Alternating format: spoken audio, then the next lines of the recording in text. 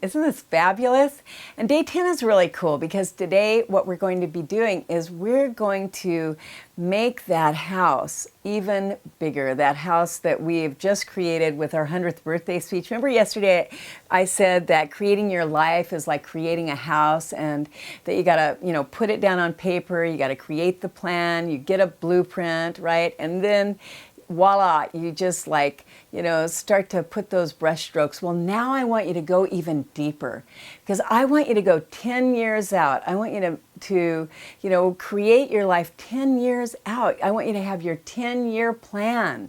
And this is what today is going to be all about. And it's, what's so wonderful and what you're going to notice is that as you do these different exercises, you're going to get a level of clarity that you have never ever had before, because you're going to go deeper and deeper. What would my life look like in 10 years? What do I want it to look like?